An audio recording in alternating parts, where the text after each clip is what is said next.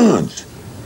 And somebody said, I'm getting the hell out of here. Huey tells this brother who says, I'm getting out of here. He says, no, no, no, you don't have to leave. We're a new organization. We're the Black Panther Party. We're here to observe these police out here. We've been brutalizing our people in the community. So please stay. We researched the law. Everybody know we have a right to observe the police. Well, that got the police's attention. He stands up. You have no right to observe me, he hollers at Huey. But Huey says no. Huey is citing the specifics of the damn law. And some sister in the audience said, well, go ahead on and tell it. And another brother said, what kind of Negroes is these? And the cop says, well, is that gun loaded? Huey said, if I know it's loaded, that's good enough.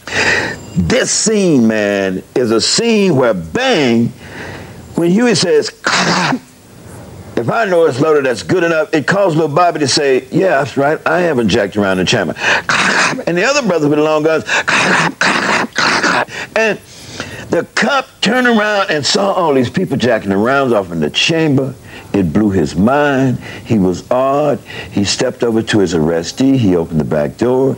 Unconsciously, he protected the arrestee's head, put him in the car, shut the door. Then he stopped to look at the sister. And he was shocked because the sister had the earrings on. That a female was even there with a big old 44 strapped down, something like Clint Eastwood or something. Well, what are we doing? We passing out the 10-point platforming program. Political education session meeting is at 2 p.m. at 5624 Grove Street up in North Oakland. Please be there, brothers and sisters, because we're going to organize some political, electoral, community power in the black community. That's how the Black Panther Party got started. The party came on the scene at a time in which black people had become increasingly frustrated at conditions in this country. The whole black revolt was, as far as I was concerned, a little late coming. They should have gone forth with their activities much earlier than they did. I came into the Black Panther Party and knowing about the Black Panther Party as a student at San Francisco City College. You had people such as Mimar Baraka, which is known as Leroy Jones at that time. You had Kwame Ture, which was Stokely Carmichael at that time. And you had Rap Brown, and you had Sonia Sanchez, all those different people. It was through going through the Black House, I came in contact with some brothers named Huey and Bobby who used to come through there from time to time. May 2nd, 1967, when I led a delegation to the California State Legislature, 24 males and 6 females. Ronald Reagan was on the lawn. All the little kids he was speaking to out there on the front lawn left. These are little white kids, you know, 8, 9, 10, 11 years old. They came over. They thought we was a gun club. Need 30-06, some of the little kids were saying. But the press followed them too. Therefore, I read Executive Mandate No. 1, written by myself, Huey Newton, and Eldridge Cleaver. The Black Panther Party for Self-Defense calls upon the American people in general and the black people in particular to take careful note of the racist California legislature, which is now considering legislation aimed at keeping the black people disarmed and powerless. At the very same time, racist police agencies throughout the country are intensifying the terror, brutality, murder, and repression of black people. That gave us international notoriety because we were arrested, then we was all bailed out the next day or so, etc., and boom. Get your hands up. At a traffic stop, an altercation occurred. A police officer was killed, Huey Newton was wounded, and went to jail. I will be freed, providing that we're successful in the battle that we're engaged in now, and that is to revolutionize the court system. It all depends upon this problem. Huey was facing the gas chamber. Bobby Seale and a handful of all the other members who'd gone to Sacramento were in jail. They were serving time. So it really wasn't much of a organization. At that point, actually, the Black Panther Party totally fell apart. It didn't exist. I was in the Student Nonviolent Coordinating Committee, so I came out then in November of 1967 to work with Eldridge, organizing the support around Huey's case. Do you have any money? No, I'm in a severe state of poverty.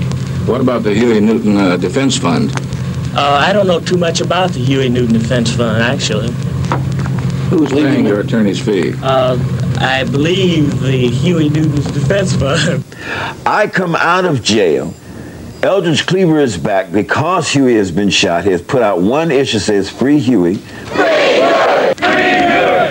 Free Huey now! Free Huey!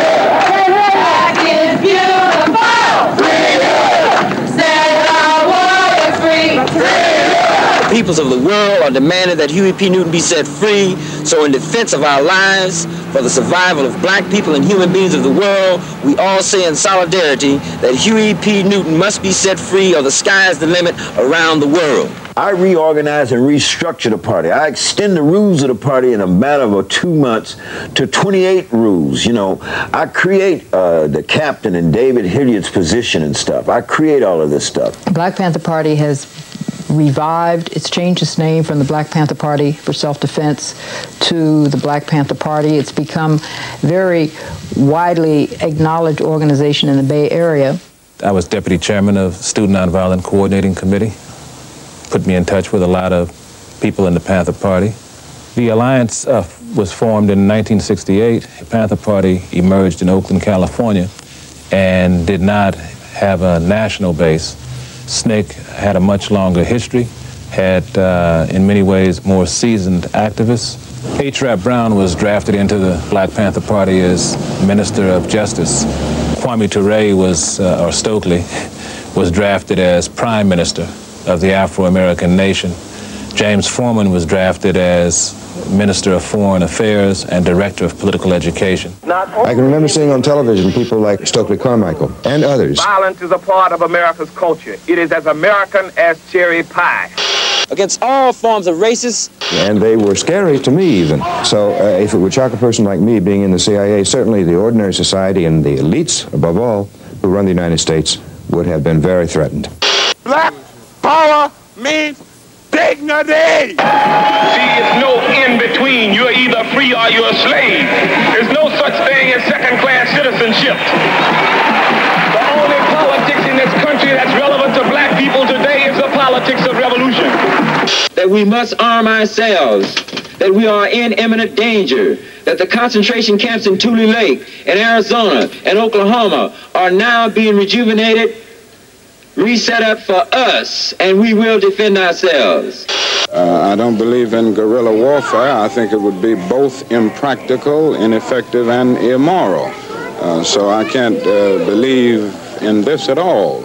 I think we must see, on the other hand, however, that the young militants are in the revolutionary spirit, and they are concerned about revolutionizing certain values that have been existing in our society that need to be revolutionized. And I think the other thing that we must see is that, as President Kennedy said, those who make peaceful revolution impossible only make violent revolution inevitable.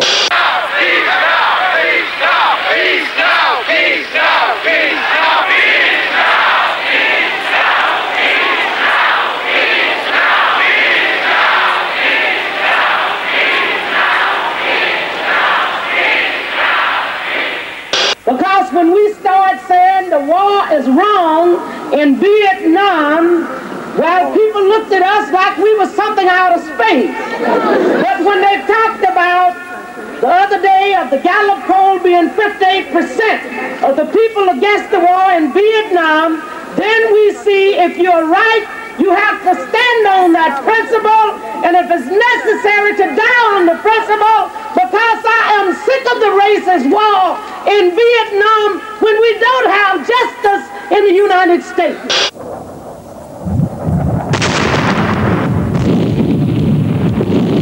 They're a bloody good bunch of killers.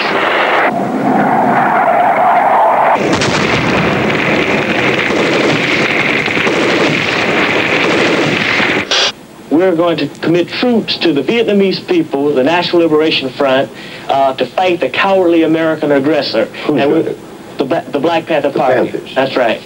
The question is whether our nation has the will, and I submit that if we can spend $35 billion a year to fight an ill-considered war in Vietnam and $20 billion to put a man on the moon, our nation can spend billions of dollars to put God's children on their own 2 feet right here on earth. I'm going to make this known at the Paris peace talks so that it can be accepted or rejected by the Vietnamese people, but in the spirit of internationalism and the spirit of international solidarity.